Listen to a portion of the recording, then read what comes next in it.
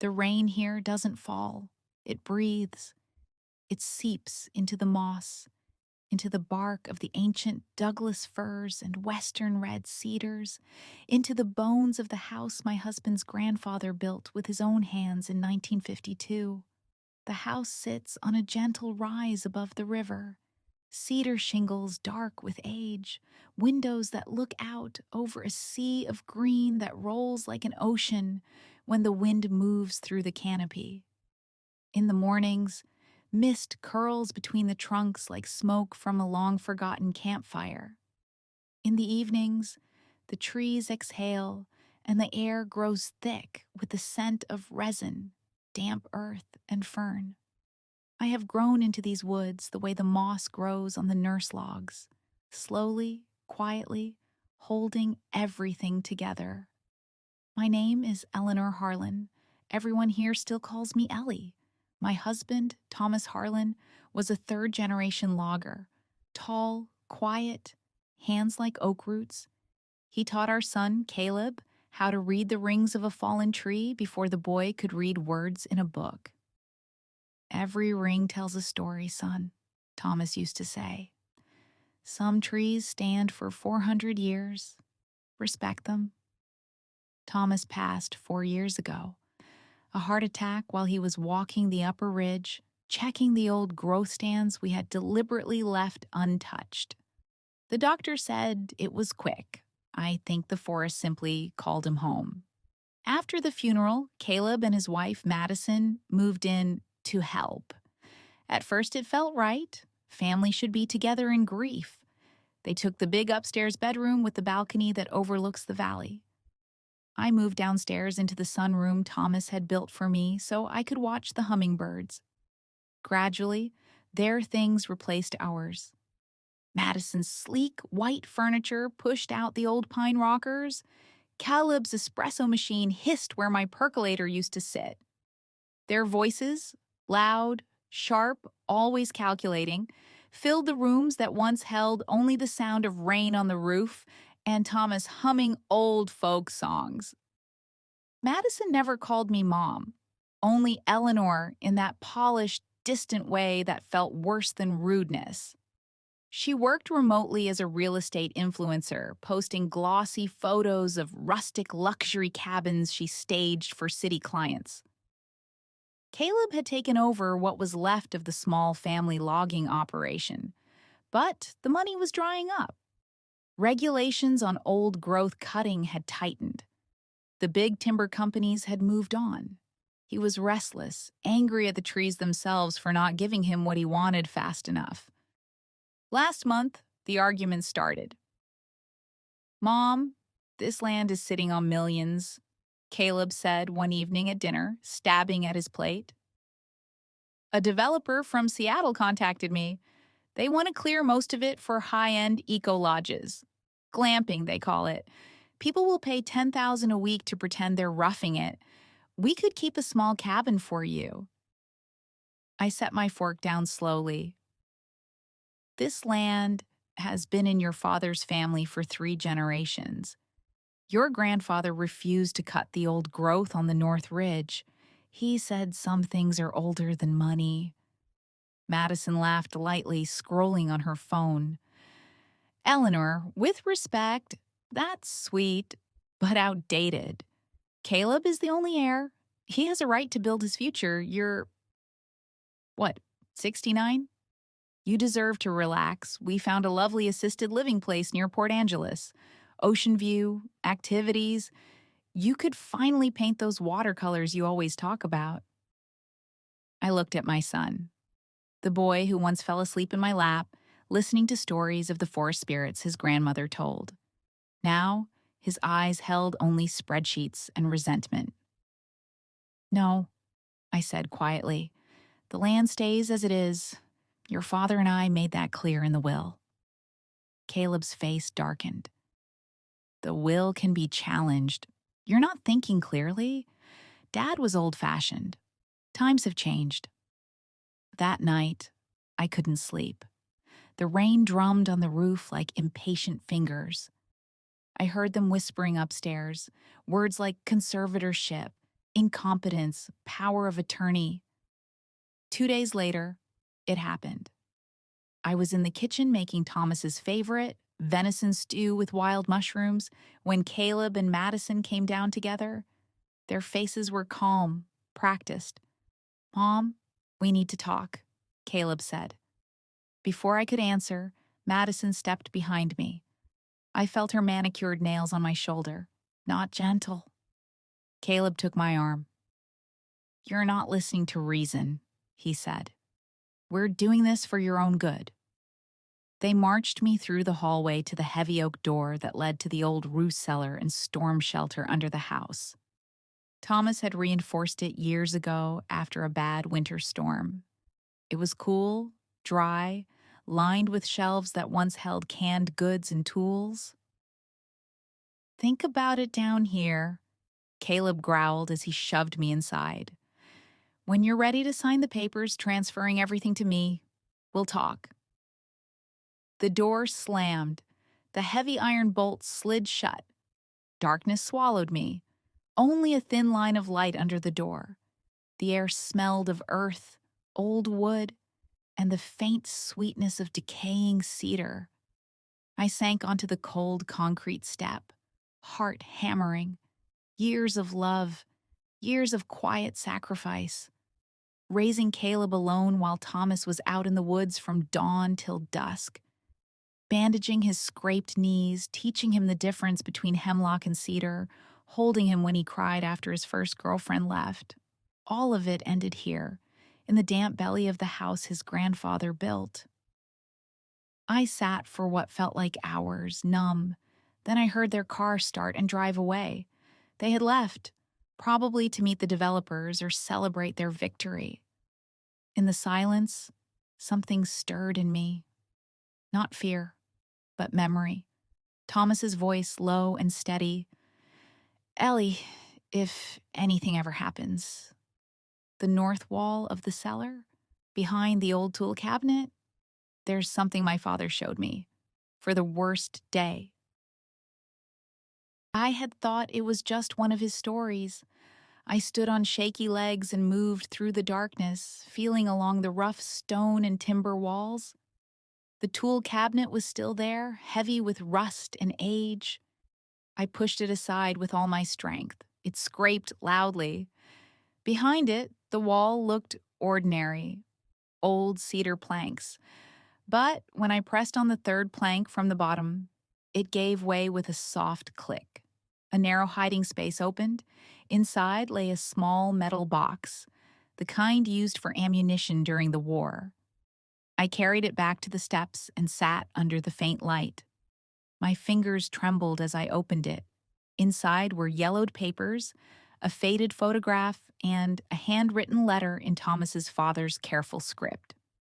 The first document was a 1951 survey map of the entire 1,000 acres, marked with red ink on the North Ridge. Old growth sanctuary, never to be cut. Next to it, a letter from the Quinault Indian Nation dated 1972, acknowledging a verbal agreement made by Harlan's grandfather in the 1940s. The land on the North Ridge contained a sacred cedar grove used for centuries by the Quinault people for ceremonial canoes, healing, and spiritual gatherings. In exchange for protecting it, the family had received quiet permission to log selectively on the southern slopes. But the real bomb was the last document, a formal conservation easement filed in 1985, but never recorded publicly. Thomas's father had worked with a local attorney and tribal elders to place a permanent protection order on the entire North Ridge and surrounding buffer zone. It was tied to federal historic and cultural preservation laws. Any attempt to develop or clear cut would trigger automatic involvement of the tribe, the Washington State Department of Natural Resources, and the National Register of Historic Places. The letter from Thomas's father was addressed to "my son Thomas" and dated just before his death. "Son, if you are reading this, dark days have come. Some men forget that the trees were here long before us and will stand long after. This land is not ours to sell. It belongs to the forest and to the people who walked it before any Harlan swung an axe. Protect the North Ridge. The papers are real. Use them only if greed tries to swallow everything. Wear the name Harlan with honor, but never at the cost of the old cedars. I sat there in the dark for a long time, the papers in my lap.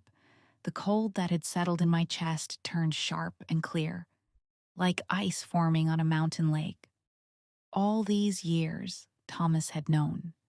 He had carried the secret so our son would not grow up burdened by it, or tempted by it. But Caleb had grown into exactly the kind of man who would burn the cathedral to sell the ashes. Above me, I heard nothing. They were still gone. I waited. Hours passed. My body ached, but my mind worked with a precision I hadn't felt in years. I had been a school librarian before marrying Thomas. I knew how to research, how to protect fragile things. Documents were my old friends. When the bolt finally scraped back and the door opened, bright light blinded me. Caleb stood there, arms crossed, Madison behind him, holding a folder of papers. "Well?" he asked. "Ready to be reasonable?" I stood slowly, brushing dirt from my skirt. My voice was steady. "Yes, I need to make a call first, for my own peace of mind." He smirked and handed me his phone, clearly expecting me to call a realtor or a doctor. I didn't. I dialed a number I had memorized years ago after reading an article in the local paper about tribal land rights attorney Sarah Two Hawks. She had won several high-profile cases protecting old-growth groves. "Sarah Two Hawks," a calm voice answered. "Miss Two Hawks, this is Eleanor Harlan.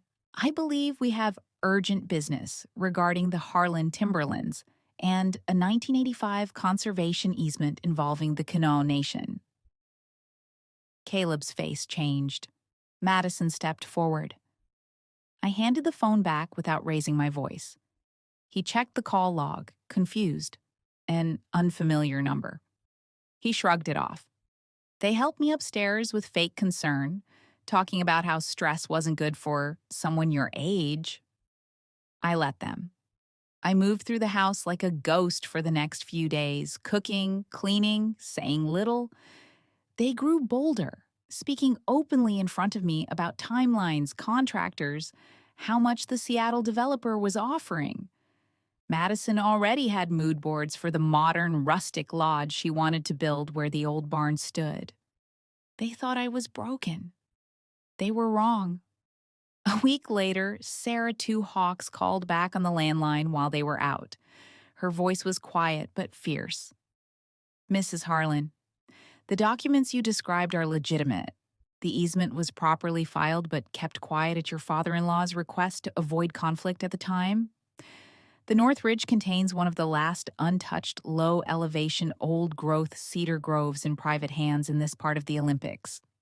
It's culturally significant, ancestral gathering site, medicinal plants, canoe cedar. Developing it would violate multiple state and federal laws, plus tribal sovereignty agreements. I've already spoken with the Quinault Tribal Council and the Department of Natural Resources. They're ready to act." I closed my eyes. What happens to my son if this goes forward? There was a pause. The land cannot be clear-cut or turned into commercial lodging. Any attempt will trigger immediate injunctions, fines, and possible criminal charges for fraud if they try to bypass the easement. His logging permits on the rest of the property could be reviewed too. Reputation in this industry. It travels fast. People don't do business with someone who tries to sell sacred ground. I thanked her and hung up. The satisfaction that bloomed in my chest was cold and pure. Not joy. Justice. 2 days later, on a gray Saturday morning, the doorbell rang. Caleb answered, irritated. I waited in the living room.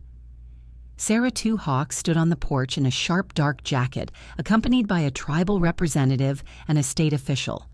She handed Caleb a thick envelope. "Mr. Caleb Harlan?" she asked. "You are hereby served. This property is subject to a long-standing conservation easement and cultural protection order. Any further attempts to develop, sell, or clear the North Ridge or buffer zones will be met with immediate legal action by the Quinault Indian Nation, the state of Washington, and federal historic preservation authorities." Madison snatched the papers. Her face went pale as she read. "This is ridiculous. This is our land."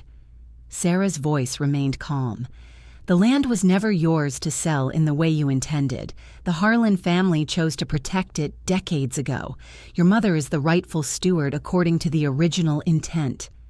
Caleb turned to me, rage twisting his features. "You did this? You're destroying your own family for some dusty old papers?" I stood slowly. For the first time in months, I looked him straight in the eyes without softening.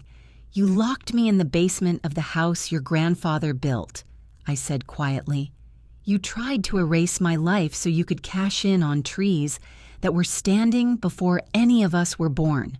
The forest remembers, Caleb. And now the law does too." He shouted. Madison cried. Real tears this time, not the performative ones. They threatened lawsuits, called me senile, said they would fight it. But the visitors left copies of the documents. Within days, the Seattle developer pulled out. Word spread in the tight-knit timber and real estate communities. Permits were frozen. Banks that had been considering loans for the Eco Lodge project suddenly found compliance issues. Caleb and Madison's world, built on the promise of quick millions from selling what was never theirs to sell, began to crumble. Friends in the industry distanced themselves. Investors vanished. The glossy influencer posts about family legacy looked hollow when tribal leaders and environmental groups started speaking publicly about the attempted desecration. 3 weeks later, they moved out, not with dignity but in silence, loading their expensive furniture into a rented truck while the rain fell steadily, as if the forest itself was washing them away. Caleb didn't look at me when he left. Madison did, with pure hatred. I didn't feel triumph. Only a deep, exhausted quiet. 6 months have passed. Winter has loosened its grip, and the woods are waking again. The house is mine once more. I walk the North Ridge every morning now, the way Thomas used to. The ancient cedars stand tall, their trunks wide enough that 3 people can't link arms around them. Moss hangs like green curtains. In the quiet, you can almost hear the old prayers the Quinault ancestors offered here. I hired a small crew to clean and reinforce the cellar. It is no longer a prison. I turned it into a simple archive and writing space. On the wall, I framed the letter from Thomas's father and the 1985 easement papers. Next to them, a black and white photo of me at 22, standing beside Thomas on our wedding day, the forest behind us like a green cathedral. I am no longer just the widow who kept the house running. I am the keeper of the trees, the one who refused to let greed silence the whisper of the old cedars. Sometimes, late at night, I sit on the porch with a cup of strong tea and listen to the rain. The house breathes again. Slow, deep inhales of mist, long exhales of peace. Caleb and Madison moved to a small apartment in Tacoma. I hear he's working construction now. She still posts online, but the followers have thinned. They don't call. For me, they have become like fallen branches, once part of the tree, now returned to the soil. I feel no hatred, only the same calm the forest shows after a storm. Some things must be pruned so the whole can survive. Dear listeners, this story asks a hard question. Where does a mother's forgiveness end and her duty to protect what is greater than bold being? Dear listeners, thank you for joining me today. I would be very happy if you subscribed to the channel and left a comment telling me which state or country you are listening from.